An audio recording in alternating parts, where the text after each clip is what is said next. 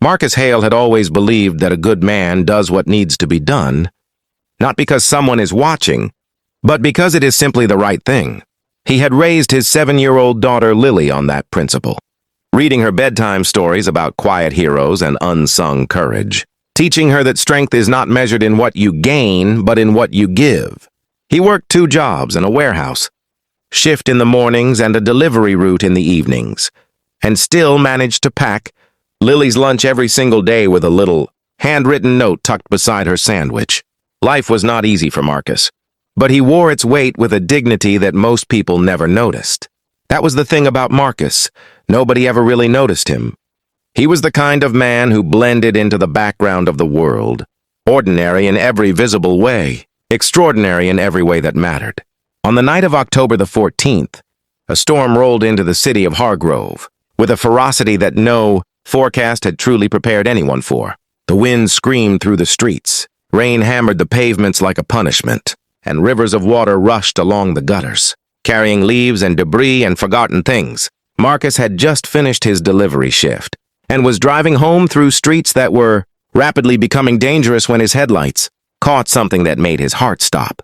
An elderly woman stood at the edge of the Callaway Bridge, gripping the iron railing with both hands as the storm tore at her. Coat and her white hair whipped wildly around her face. The floodwater beneath the bridge had risen dramatically, and the wooden walkway on the far side had already partially collapsed. The woman had clearly been crossing when the structure gave way, and now she was stranded, soaked and visibly terrified, her frail body shaking against the force of the wind. Marcus did not hesitate. He pulled his van to the side of the road, yanked off his jacket, and ran toward the bridge through the howling rain. Other cars had slowed on the road, but no one had stepped out. No one except Marcus. He shouted to the woman over the roar of the storm, telling her to hold on, that he was coming, that she was not alone. He reached the railing and began to move along the narrow ledge of the bridge toward her, the water below surging and black, the wind pushing against him with terrifying force. Twice he nearly lost his footing. Twice he steadied himself and kept moving. When he finally reached her, she grabbed his arm with a strength that surprised him, her eyes wide and wet with both rain and tears. He wrapped one arm around her and began guiding her back inch by inch, speaking to her calmly the entire time, telling her about Lily, about the notes he packed in her lunchbox, about anything warm and ordinary he could think of to keep them, both grounded in the middle of that chaos. It took 11 minutes that felt like a lifetime. When they finally reached solid ground, bystanders who had gathered helped them both to safety.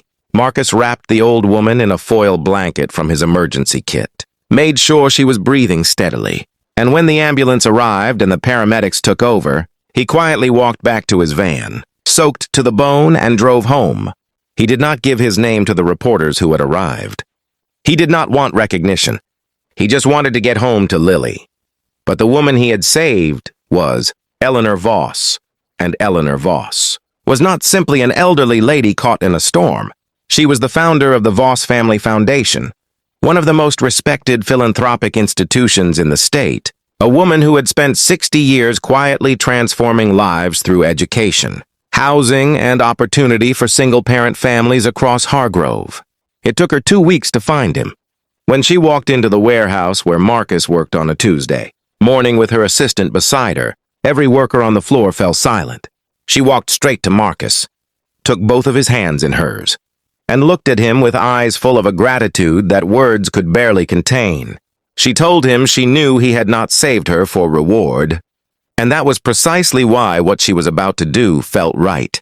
The Voss Foundation would be funding a full education trust for Lily, from school through university, and a down payment on a home in Marcus's name, mortgage assisted, for 10 years. She also announced that day the launch of the Marcus Hale Community Courage Award, to be given annually to an unsung hero in Hargrove. The entire city heard about it by evening. Marcus stood in that warehouse and wept. Not for the money, not for the recognition, but because someone had finally seen him. And across town, a 7-year-old girl opened her lunchbox and found her father's usual note, which read, as it always did, "Be kind, be brave. That's enough."